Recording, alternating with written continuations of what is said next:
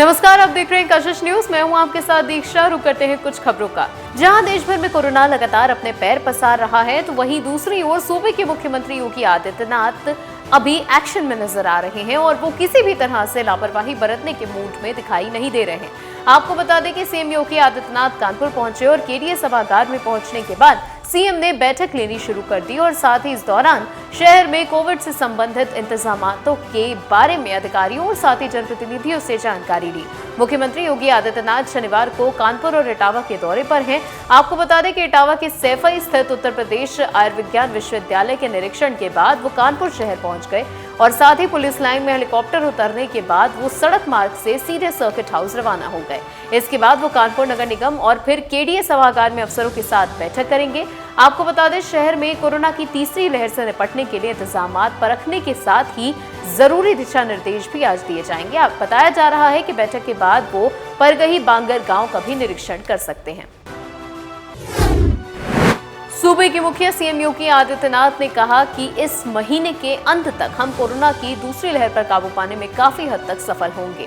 साथ ही इसके अलावा हम कोरोना की तीसरी लहर की आशंका को देखते हुए पूरी तैयारी कर रहे हैं। आपको बता दें कि योगी कोरोना संक्रमण को लेकर के व्यवस्थाओं का जायजा लेने शनिवार को इटावा जिले के सैफई पहुंचे और इस दौरान उन्होंने पत्रकारों को संबोधित किया। आपको बता दें कि सैफई पूर्व सीएम और समाजवादी पार्टी संरक्षक मुलायम सिंह यादव का गांव भी है।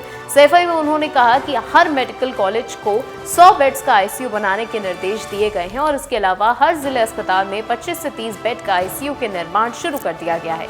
उन्होंने ये भी बताया कि प्रदेश के अंदर वर्तमान में 300 से अधिक ऑक्सीजन प्लांट्स निर्माणाधीन हैं या कि प्रस्तावित हैं और इसमें केंद्र सरकार का बड़ा सहयोग है। फर्स्ट वेव की तर्ज पर ही सेकंड वेव में भी उत्तर प्रदेश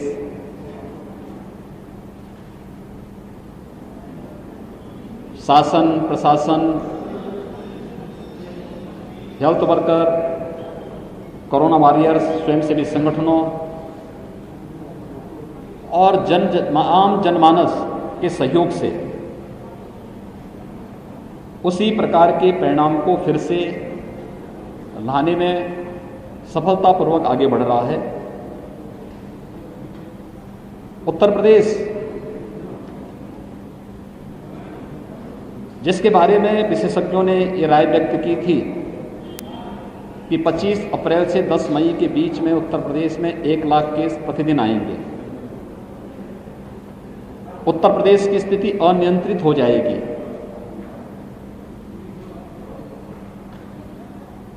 उसे सफलतापूर्वक आज नियंत्रित किया गया है। हमारे यहां 80 से अधिक केस 38,000 आए थे 24 अप्रैल को। आज हमारे यहां 6,000 केस आए हैं उत्तर प्रदेश में। एक्टिव केस उत्तर प्रदेश में 30 अप्रैल तक, जब पॉजिटिविटी ज्यादा थी, रिकवरी कम थी, तब उत्तर प्रदेश में 30 अप्रैल तक एक्टिव केस 3,10,000 तक पहुंचे थे। आज ये संख्या घट करके मात्र 94,000 पहुंच गई है। मान सकते हैं 2,16,000 एक्टिव केस कम हुए हैं पिछले 21 दिनों में उत्तर प्रदेश के अंदर। इसके लिए टेस्ट क्षमता बढ़ाई। उत्तर प्रदेश ने आज 3,07,000 टेस्ट किए हैं, 24 घंटे में 3,07,000 टेस्ट। और अगर हम लोग प्रदेश के अंदर कोरोना कालखंड में किए गए टेस्ट की बात करें तो ये संख्या हमारी 4,65,00,000 को क्रॉस कर जाती है। देश के अंदर सर्वाधिक टेस्ट है। पॉजिटिविटी रेट एक समय उत्तर प्रदेश के अंदर लगभग 17% के आसपास पहुंच चुकी थी। आज वह घट करके 2.4% के आसपास है। CFR प्रदेश का 1% के आसपास है। रिकवरी रेट 93% से अधिक है, जो देश के अंदर सबसे अच्छा है। ये प्रदेश के अंदर जो कार्य किए जा रहे हैं उसको लेकर के जो एक अभियान प्रारंभ हुआ है उसका एक हिस्सा है। और ऐसे ही हम लोगों ने, यहाँ की टीम ने, इटावा की जो हमारी टीम है, यहाँ के माननीय जनप्रतिनिधियों ने, यहाँ के प्रशासन ने, यहाँ के हेल्थ वर्कर्स ने, यहाँ की जो कोरोना वॉरियर्स हैं, स्वयंसेवी संगठन हैं, इन सब ने मिलकर के जो कार्य किया है उसके अपेक्षित परिणाम सामने आए हैं। एक समय यहाँ पर जो पॉजिटिविटी थी वह 30% के आसपास पहुँच गई थी, आज वो घट करके 2 से नीचे आ चुकी है।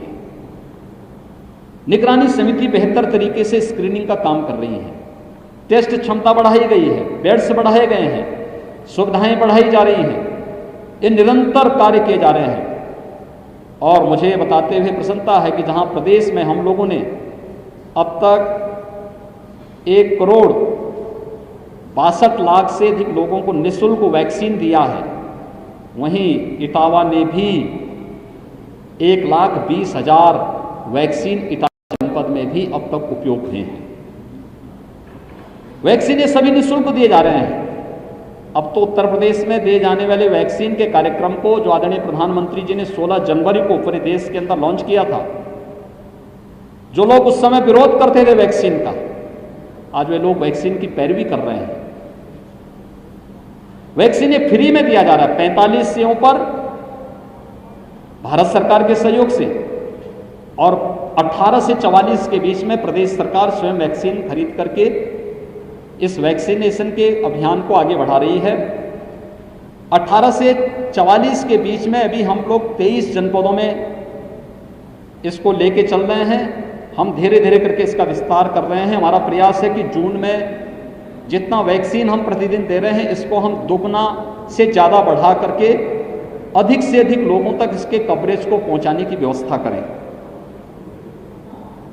प्रदेश ने वर्तमान परिस्थिति में कोरोना के खिलाफ जो अभियान प्रारंभ किया है ये तो सफलतापूर्वक आगे बढ़ ही रहा है। हमने 3rd वेव की आशंका के भी समाधान की कार्रवाई अभी से कर दी है। हर मेडिकल कॉलेजेस को 100 बेड का पीडियाट्रिक आईसीयू बनाने के लिए निर्देश दिए गए हैं। हर डिस्ट्रिक्ट हॉस्पिटल में भी 25 से 30 बेड का पीडियाट्रिक आईसीयू के निर्माण की कार्रवाई प्रारंभ कर दी गई है। ऑक्सीजन प्लांट प्रदेश के अंदर 300 से अधिक वर्तमान में या तो निर्माणाधीन हैं या प्रस्तावित किए गए हैं, जिससे हर जनपद ऑक्सीजन में आत्मनिर्भर हो सके। इस कार्रवाई को सफलतापूर्वक आगे बढ़ाने का कार्य किया जा रहा है। भारत सरकार का इसमें बहुत बड़ा सहयोग हो रहा है। फर्स्ट वेव की तुलना में ऑक्सीजन की आपूर्ति ज़्यादा होने के कारण, ज़्यादा डिमांड ज़्यादा होने के कारण आपूर्ति के लिए भारत सरकार के सहयोग से ऑक्सीजन एक्सप्रेस चलाई गई। एयरफोर्स के विमानों के माध्यम से ऑक्सीजन की आपूर्ति में सहयोग लिया गया और ऑक्सीजन में कहीं कोई दिक्कत न हो इसके बारे में निरंतर नित नए प्रयास केंद्र और प्रदेश सरकार के द्वारा किए जा रहे हैं और आने वाले समय में हर जनपद ऑक्सीजन के क्षेत्र में आत्मनिर्भर होगा। प्रदेश सरकार ने ये भी तय किया है, अभी जो हमारी कार्रवाई चल रही है, एक तो कम्युनिटी किचन, हर जनपद में कम्युनिटी किचन का प्रारंभ। हर जरूरतमंद को, रिक्शा चालक है, ई रिक्शा चालक है, स्ट्रीट वेंडर है या मरीज के परिजन हैं, उनको भोजन मिल सके। मरीजों का उपचार निःशुल्क है। जो सरकारी हॉस्पिटल में या सरकार के द्वारा टेक ओवर किए गए हॉस्पिटल है वहाँ पर निःशुल्क उपचार के भोजन की व्यवस्था हर पेशेंट को उपलब्ध कराई जा रही है। लेकिन जो हॉस्पिटल जहाँ पर हॉस्पिटल में चूँकि हम कोरोना कर्फ्यू में हैं तो मरीज के परिजन, रेस्टोरेंट बंद चल रहे हैं। एक बात कहिए, हर प्रशासन को निर्देशित किया गया है कि मरीज के परिजनों की भी व्यवस्था कम्युनिटी किचन से कम 2 समय का भोजन की व्यवस्था उन लोगों के लिए जरूर हो। और ये व्यवस्था मैं धन्यवाद दूंगा अपने विधायक को, जिन्होंने यहाँ पर सफाई में इस मेडिकल कॉलेज में स्वयं उन्होंने अपनी ओर से एक निःशुल्क कैंटीन प्रारंभ किया है। जिला हॉस्पिटल में भी यहाँ पे व्यवस्था चल रही है और भी जगह पर जो कार्यक्रम चल रहे हैं। ऑक्सीजन प्लांट इन लोगों ने न केवल यहाँ पे हॉस्पिटल में उपलब्ध कराए हैं बल्कि CSCs में भी उपलब्ध करवाने की कार्रवाई की है। एक जागरूक जनप्रतिनिधि के रूप में जिस प्रकार के दायित्व का निर्वहन होना चाहिए उस कार्यक्रम को ये लोग निरंतर आगे बढ़ाने का कार्य कर रहे हैं। इन्होंने सफलतापूर्वक उस कार्यक्रम को आगे बढ़ाया है। केंद्र सरकार के द्वारा प्रधानमंत्री गरीब कल्याण पैकेज के अंदर मई और जून में हर व्यक्ति को, हर गरीब जरूरतमंद को निःशुल्क खाद्यान्न वितरण की व्यवस्था 20 मई से प्रारंभ हो गई है। 30 मई तक ये कार्यक्रम चलेगा। मई प्रथम सप्ताह में हम लोग प्रदेश सरकार के द्वारा भी निःशुल्क खाद्यान्न हर एक जरूरतमंद को 15 करोड़ से अधिक लोग उससे लाभान्वित होंगे। 3 महीने तक ये व्यवस्था हम पहले चरण में लेने जा रहे हैं। जून, जुलाई और अगस्त में हर जरूरतमंद को ये भोजन, निःशुल्क खाद्यान्न, ड्राई राशन उपलब्ध करवाने का कार्य होगा। इसके साथ ही सरकार ने यह भी तय किया है उस हर जरूरतमंद को, जो जरूरतमंद स्ट्रीट वेंडर है, रिक्शा चालक है, ई रिक्शा चालक है, कुली है, पल्लेदार है, नाऊ है, धोबी है, मोची है, या इस प्रकार की जो एक कैटेगरी है जिन लोगों को जो डेली कमाते हैं उनके उसी से व्यवस्था चलती है, उन लोगों को भी हम लोग न केवल राशन बल्कि भरण पोषण भत्ता भी उनको जून माह में उपलब्ध करवाने की कार्रवाई। श्रमिक हैं, लगभग 2 करोड़ लोग इससे लाभान्वित होंगे। श्रमिक और इन सभी को, श्रमिक वर्ग को, संगठित और असंगठित क्षेत्र के श्रमिकों को पहले से सामाजिक और स्वास्थ्य की गारंटी सरकार ने उपलब्ध करवाई है। हर एक श्रमिक को 2 लाख, दुर्घटना होने पर 2 लाख की उनको सामाजिक सुरक्षा की गारंटी और 5 लाख रुपए का उनके लिए स्वास्थ्य बीमा का कवर उपलब्ध करवाने की कार्रवाई सरकार ने पहले उपलब्ध कराई है। वर्तमान में उनको ये सुविधाएं अतिरिक्त प्रदान की जा रही है। सरकार ने तय किया है कि जून प्रथम सप्ताह में हम लोग प्रत्येक जनपद में, अभी हम लोगों ने जो अलग अलग कैटेगरी को हमने लिया था, पहले चरण में आपने देखा होगा 16 जनवरी से जब एक कार्यक्रम प्रारंभ हुआ था, हेल्थ वर्कर को हम लोगों ने पूरी तरह वैक्सीनेट करने की कार्रवाई की थी। इसके बाद कोरोना वॉरियर्स को लिया था, फिर 60 वर्ष के ऊपर के लोगों को लिया था, फिर 45 वर्ष से ऊपर के लोगों को 1 अप्रैल से प्रारंभ हो गया था। हम लोगों ने अभी 18 प्लस की वैक्सीन के कार्यक्रम को 1 मई से प्रारंभ किया और इसके बाद हम लोगों ने जब पहले चरण में 9 जनपद में, फिर इसको बढ़ा करके 18 जनपदों तक हम लोगों ने पहुंचाया, फिर 23 जनपदों तक हम लेकर के गए। हम लोगों ने इसके साथ ही यह भी जोड़ा कि हाईकोर्ट की दोनों बेंच में, हाईकोर्ट की लखनऊ बेंच और इलाहाबाद हाईकोर्ट, वहां पर न्यायिक अधिकारियों को और उनके वहां जुड़े हुए जो कर्मचारी हैं उनके और उनके परिवार के लोगों को वैक्सीन की कार्रवाई, और मीडिया के लिए भी हम लोगों ने 2 जगह, एक नोएडा में और दूसरा लखनऊ में सूचना भवन में उनको वैक्सीन देने की कार्रवाई वहां पर दोनों जगह सफलतापूर्वक संचालित हो रही है।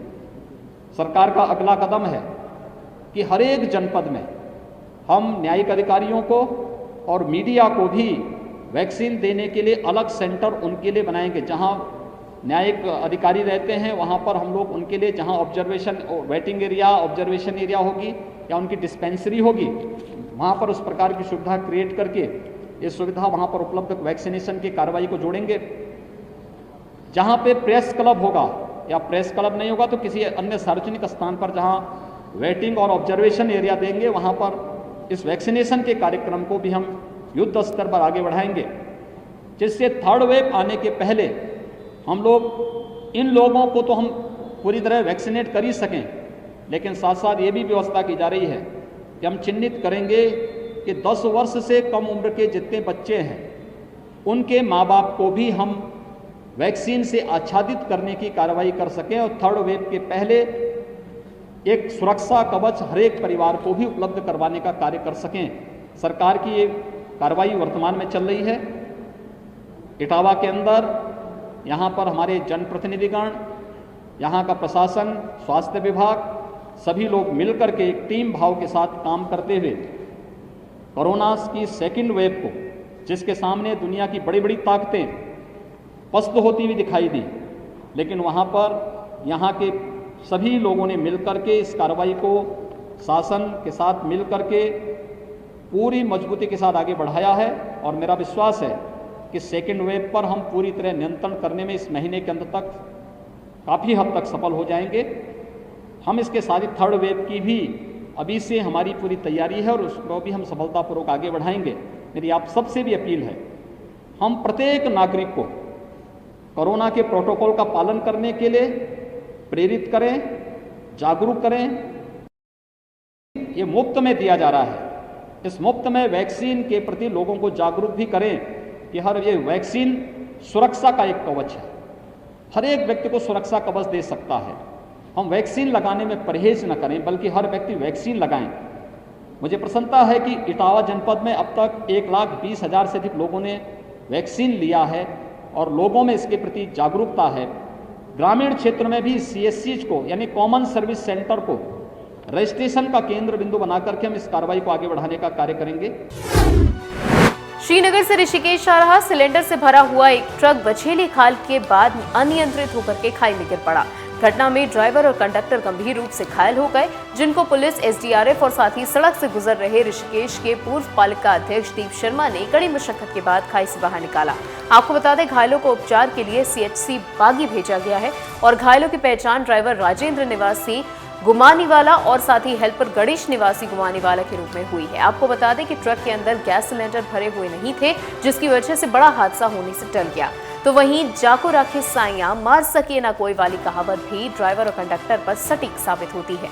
बताया जा रहा है कि ट्रक करीब 500 मीटर ऊपर से खाई में गिरा है और ऐसे में ड्राइवर और चालक की जान बचना किसी चमत्कार से कम नहीं है। आज सूचना मिली थी कि थौलधार बछेली खाल के पास एक गैस सिलेंडर से भरा हुआ ट्रक नीचे गिर गया है।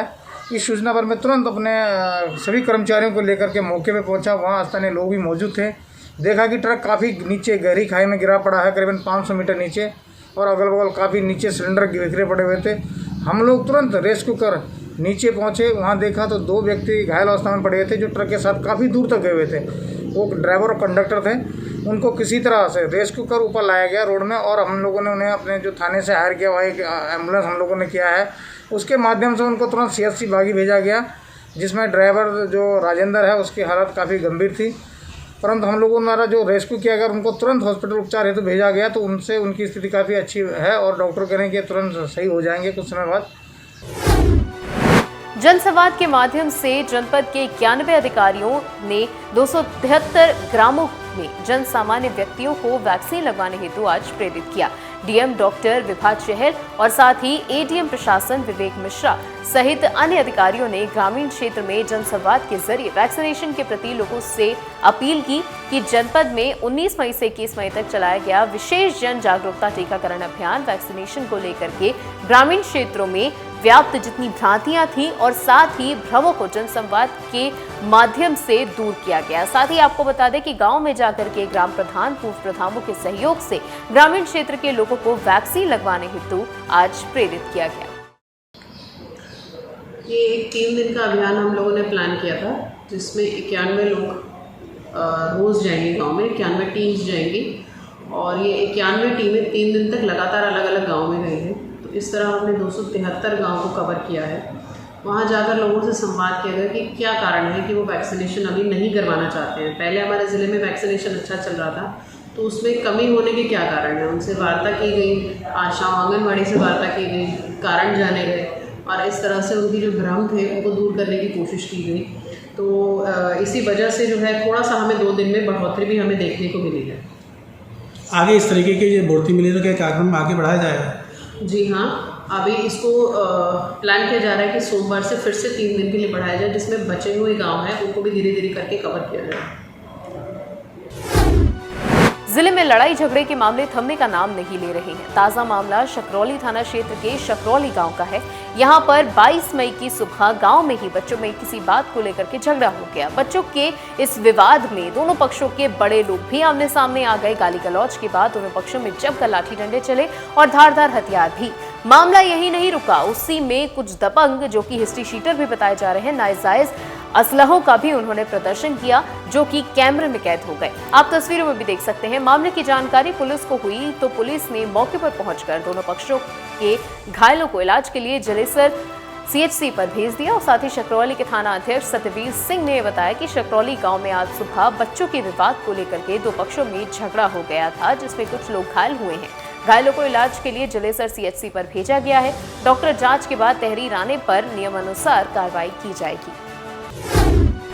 उत्तराखंड में ब्लैक फंगस की मरीजों की संख्या में लगातार बढ़ोतरी हो रही है और इसी के चलते लक्सर के खानपुर ब्लॉक क्षेत्र मिर्जापुर गांव में ब्लैक फंगस के एक मरीज की पुष्टि हुई है, जिसका ऋषिकेश के एम्स में इलाज चल रहा है। आपको बता दें कि अभी कोरोना जैसी महामारी से ही छुटकारा नहीं मिल पाया है और अब ऐसे में ब्लैक फंगस नाम की बीमारी भी तेजी से अपने पैर पसार रही है। ऋषिकेश के एम्स में भी अभी तक 2 दर्जन से भी ज्यादा ब्लैक फंगस के मरीज आ चुके हैं और ऐसा ही एक मरीज लक्सर के खानपुर ब्लॉक के मिर्जापुर सादात गांव का बताया जा रहा है और साथ ही इस मरीज का भी ऋषिकेश के एम्स अस्पताल में इलाज चल रहा है। हालांकि अब इस मरीज की हालत काफी सुधार इस मरीज की हालत में है। साथ ही सामुदायिक स्वास्थ्य केंद्र खानपुर के प्रभारी डॉक्टर विनीत ने इस ब्लैक फंगस के मरीज की पुष्टि खुद की है। आप भी सुनिए उन्होंने क्या कहा। एक मिर्जापुर गांव है विकासखंड खानपुर में, ये वहाँ से संबंधित मामला है और इनकी सूचना एक व्यक्ति इनके परिजन ही हमारे पास वैक्सीन लगवाने आए थे, उनके द्वारा दी गई है और इनका जो इलाज है वो एम्स में चल रहा है इनके परिजनों के अनुसार और वो अब उनकी जो स्थिति है वो सामान्य है।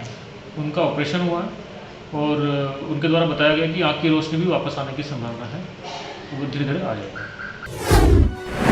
रुड़की में प्रदेश में बढ़ते हुए कोरोना संक्रमण के बीच जहां कोविड कर्फ्यू लागू किया गया है, तो वहीं पुलिस महकमे आला अधिकारी डीजीपी अशोक कुमार की ओर से मिशन हौसला के तहत जरूरतमंदों की मदद के लिए अभियान चलाया जा रहा है।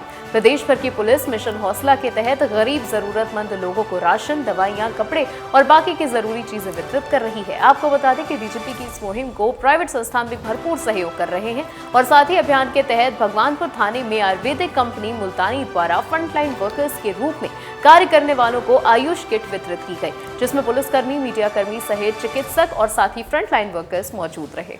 जो कि भगवानपुर में है और हम लोगों ने इम्यूनिटी के लिए काफ़ी अच्छा हमारे पास जैसे च्यवनप्राश है, आयुष काढ़ा है और कुका इम्यूनिटी बूस्टर है, कुका और शमसनी बटी है और तुलसी गिलोय अर्क है। ये बेसिकली हम लोग जो है जो इम्यूनिटी बूस्टर है इस पे काफ़ी अच्छा हमारा काढ़ा आप जो कि एसओ साहब भगवानपुर के जो कि इनके मार्गदर्शन में सब संपन्न हुआ है और जितने भी पॉजिटिव थे कि इनका हमने आज 100 किट का वितरण किया है यहाँ पे, जो भी इनके तरफ से लिस्ट प्रोवाइड की गई थी और इसका रिजल्ट काफ़ी अच्छा है और एसओ साहब ने खुद भी यूज़ किया था इसको। फिर उन्होंने मेरे को बोला कि आपका जो मुल्तानी का प्रोडक्ट है बहुत अच्छा है और मैं चाहूँगा कि हमारे जो फ्रंट वर्कर हैं, डॉक्टर हुए, सफाई कर्मी हुए या स्वास्थ्य अपना जो पुलिस डिपार्टमेंट हुआ, इनको हम चाहेंगे कि आपकी तरफ से एक किट प्रोवाइड किया जाए, जो कि हमें बहुत अच्छा लगा।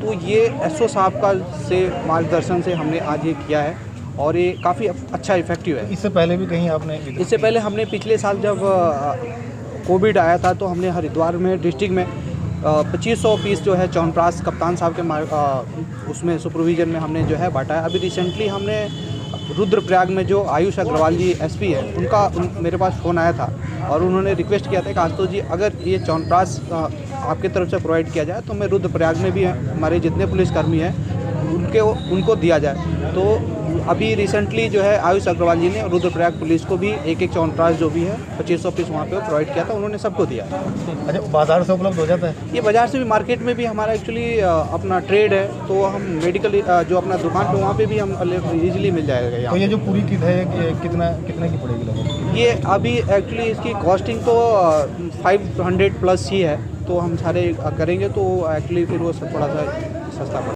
हमारे माननीय पुलिस महानिदेशक महोदय द्वारा एक मिशन हौसला एक जो पहल शुरू की गई थी, जिसमें जितने भी हमारे फ्रंटलाइन वर्कर्स हैं और जितने हमारे समाज में जितने भी लोग जो काम कर रहे हैं उसको किस तरीके से हम लोग हेल्प कर सकते हैं, किस तरीके से आगे और वो क्या हेल्प की जा सकती है, उसको लेके हमारे सीओ मंगलौर और हमारे एसओ भगवानपुर ने हमारे एसएसपी महोदय के निर्देशन में एक प्रयास था जिसमें जो हमारे इंडस्ट्रियल एरिया में जो ये दवाइयाँ वगैरह बना रहे हैं, जो किट दवाइयाँ बना रहे हैं आयुर्वेदिक, उनके सहयोग से जो हमारे फ्रंटलाइन वर्कर्स हैं, खासकर जो सफाई कर्मी हैं, स्वास्थ्य कर्मी हैं, मीडिया कर्मी हैं और हमारे जो पुलिसकर्मी हैं जो लगातार बाहर रहते हैं, उनके लिए जो इम्यूनिटी किट एक डिस्ट्रीब्यूट की गई थी ताकि क्योंकि ये लंबी एक लड़ाई है और इसके लिए इम्यूनिटी का लगातार बना रहना बहुत ज़रूरी, तो उसके लिए ये प्रयास था। इसमें खैर काफ़ी अच्छा हमें सहयोग भी मिला है।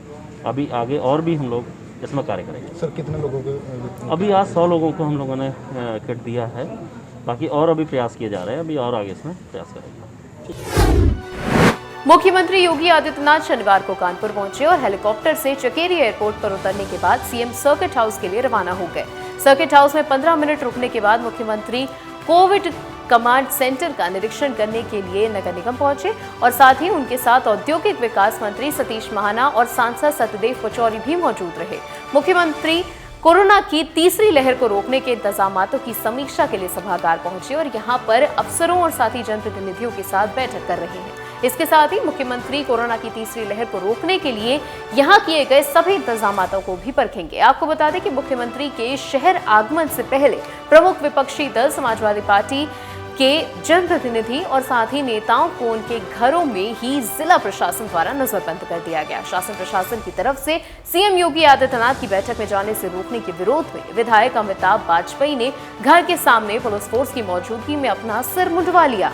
उन्होंने ये भी कहा कि कोरोना जैसी महामारी और सरकार की अव्यवस्था के चलते जिन लोगों की जान चली गई है, सिर मुंडवा करके मैं उनको श्रद्धांजलि दे रहा हूं और इसके साथ ही सरकार की नाकामी का भी विरोध कर रहा हूं। विधायक ने और क्या कुछ कहा है और साथ ही ये भी कहा कि भाजपा सरकार सत्ता के नशे में चूर है और क्या कुछ कहा है विधायक ने, आप भी सुनिए। ज्ञापन दिया है और सरकार को ये योगी जी माननीय मुख्यमंत्री कानपुर में आ रहे थे कोविड कमांड सेंटर का निरीक्षण कर और समीक्षा बैठक कर। लेकिन तानाशाही सरकार है कि चापलूसी पसंद करती है, जिसको जनता के सरोकारों से कोई ताल्लुक नहीं है। इन्होंने हम लोगों को उस मीटिंग में जाने से रोक दिया। जब मीटिंग का समय हुआ, मैंने निकलना चाहा तो पुलिस के अधिकारियों ने आकर के मुझे रोका कि आप नहीं जा सकते। मुझे अंदेशा था कि ये सरकार जनता के मुद्दों से दूर है, ये नहीं जाने देगी। क्योंकि कोविड का समय चल रहा है, हम नहीं चाहते थे कोई संघर्ष की स्थिति बने जिसमें अधिकारी हों या हमारे सहयोगी हों, किसी को कोविड के प्रोटोकॉल को उल्लंघन करना पड़े। इसलिए मैंने जो 20,000 से ज़्यादा कानपुर में मृतक हुए हैं कोविड में, उनको श्रद्धांजलि देते हुए और मुख्यमंत्री के इस तानाशाही रवैये के खिलाफ मुंडन करा करके अपना विरोध दर्ज कराया है और ज्ञापन पुलिस के अधिकारियों को दिया है। और ये उम्मीद करता हूँ कि मुख्यमंत्री की संवेदनशीलता जागेगी और कोविड के विषय में सही आंकड़े जारी करके सही कार्रवाई करने का काम करेंगे। और इन्हीं के साथ इन खबरों में इतना ही। बने रहिए कशिश के साथ। नमस्कार।